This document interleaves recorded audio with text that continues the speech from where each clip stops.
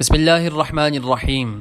دوستو، جیسا کہ پچھلی ویڈیوز کے اندر ہم نے سانحہ واقعہ کربلا اور اس کا پس منظر تفصیل کے ساتھ آپ کے سامنے بیان کیا، آج کی ویڈیو میں ہم آپ کے سامنے بیان کرنے جا رہے ہیں کہ واقعہ کربلا کے بعد وہ کیا کیا واقعات تھے، خاندان اہل بیت کے ساتھ اس کے بعد کیا سلوک کیا گیا اور آپ کو کس طرح کی اذیتیں دی گئیں۔ یہ تمام باتیں جاننے کے لیے آج کی ویڈیو آخر تک دیکھیے۔ دوستو، سانحہ کربلا اسلام کی تاریخ میں ایک سیاہ ترین دن ہے۔ اسلام کے تمام مکاتب فکر اور اسلام کے باہر کے تمام مذاہب واقعہ کربلا کے متعلق اپنا اپنا موقف ضرور بیان کرتے ہیں اور اس کے متعلق بہت ریسرچ کرتے ہیں۔ دوستو، اس واقعے کے متعلق جو باتیں لوگوں کو معلوم نہیں ہیں وہ اس جنگ کے بعد والے احوال ہیں۔ کیا شہداء کی تدفین کر کے اہل بیت علیہم السلام اپنے گھروں کو لوٹ گئے، یا پھر جنگ کے بعد بھی ان کی مشکلات، تکالیف اور مصائب اسی طرح جاری رہیں؟ اس حوالے سے ہم اہم معلومات آپ سے شیئر کرنے جا رہے ہیں۔ دوستو، امام حسین علیہ السلام اور ان کے رفقا کی شہادت کے بعد یزید کی فوج نے ان کے کپڑے چرائے۔ یزیدی فوج نے جو چیزیں لوٹ مار میں اٹھائیں ان میں آپ علیہ السلام کا کرتا، پگڑی، جوتے اور انگوٹھی شامل تھی۔ اس کے بعد وہ خیموں کی طرف دوڑے جہاں پر حضور علیہ السلام کی نواسیاں موجود تھیں۔ اس بات کا خیال کیے بغیر یزیدی فوج نے تمام خیموں کو آگ لگا دی اور جو کچھ ہاتھ لگا اس کو لوٹ لیا۔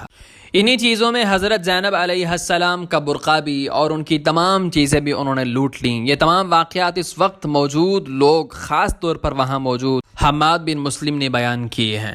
دوستو، تاریخ دان طبری اور شیخ طاؤس نے بیان کیا ہے کہ عمر ابن سعد، جو کہ یزیدی افواج کا کمانڈر تھا، رضاکارانہ طور پر امام حسین علیہ السلام کی لاش اطہر کو گھوڑوں کی ٹاپوں سے رودنے کے لیے رضاکار طلب کیے۔ امام حسین علیہ السلام اور ان کے جانثاروں کو کربلا کی گرم ریت پر بغیر دفنائے چھوڑ دیا گیا۔ یہ وہ مقام ہے جہاں پر امام حسین علیہ السلام کا المیہ ختم ہوتا ہے اور ان کی بہن حضرت زینب علیہ السلام اور بیٹی سکینہ علیہ السلام، یعنی حضور علیہ السلام کے نواسی اور پڑ نواسی، اور ان کے ساتھ حضور نبی کریم صلی اللہ علیہ وسلم کے پڑ نواسے امام سجاد علیہ السلام کا امتحان شروع ہوا چاہتا ہے۔ دوستو، عمر بن سعد، جو کہ اس جنگ کا سپہ سالار تھا، اس نے بچ جانے والے اہل بیت علیہم السلام کو گرفتار کر لیا اور ان کو زنجیروں میں جکڑ لیا اور اونٹوں پر بٹھا کر کوفہ عراق لے گئے۔ طبری نے یہ بات لکھی ہے کہ یزید کی فوج امام حسین علیہ السلام کے بچ جانے والے اہل بیت کو جان بوجھ کر اس رستے سے لے کر گئے جس رستے پر امام حسین علیہ السلام اور ان کے ساتھیوں کی لاشیں پڑی تھیں، تاکہ انہیں شدید اذیت ہو۔ جس وقت سکینہ علیہ السلام نے یہ افسوسناک مناظر دیکھے اور اپنے والد کی لاش دیکھی، اس وقت ان کی عمر 5 برس تھی۔ جب وہ کوفہ میں داخل ہوئے تو یزیدی فوج نے اس بات کو یقینی بنایا کہ ہر کوئی انہیں دیکھے۔ حضور نبی کریم صلی اللہ علیہ وسلم کے گھرانے کو قیدی قرار دے کر انہیں عوام میں پھرایا گیا۔ بعض کوفیوں نے جب اس حقیقت کو جانا کہ یہ تو خاندان اہل بیت ہے اور رسول اللہ صلی اللہ علیہ وسلم کی نواسیاں ہیں، تو اہل کوفہ نے رونا شروع کر دیا اور یزید پر لعن طعن کرنا شروع کر دی۔ گورنر کوفہ عبید اللہ بن زیاد کے محل تک پہنچنے سے قبل یزیدی افواج نے امام حسین علیہ السلام کا سر نیزوں پر لٹکا رکھا تھا اور قیدیوں کے ہمراہ اٹھا کر اس کو چلنا شروع کر دیا۔ محل میں عبید اللہ بن زیاد نے امام حسین علیہ السلام کے سر کو ٹھوکر مار دی۔ بالآخر خانوادہ رسول علیہ السلام یزید کے مقام دمشق میں پہنچا، جو کہ شام میں ہے۔ یزید نے اس کو جشن کے طور پر منانے کی خواہش کی۔ بہار الانوار میں یہ بات لکھی ہے کہ گلیاں خوبصورت طریقے سے سجائی گئیں، لوگ خوشی منا رہے تھے۔ کامل بہائی میں یہ بات مزید لکھی ہے کہ لوگ خوشی سے ڈھول بجا رہے تھے اور انہوں نے نیا لباس زیب تن کر رکھا تھا۔ جب خانوادہ رسول علیہ السلام شام کے دروازے پر پہنچا، انہیں وہاں 3 دن تک انتظار میں ٹھہرایا گیا۔ بالآخر انہیں یزید کے محل میں پیش کیا گیا جس کو خوب سجایا گیا تھا۔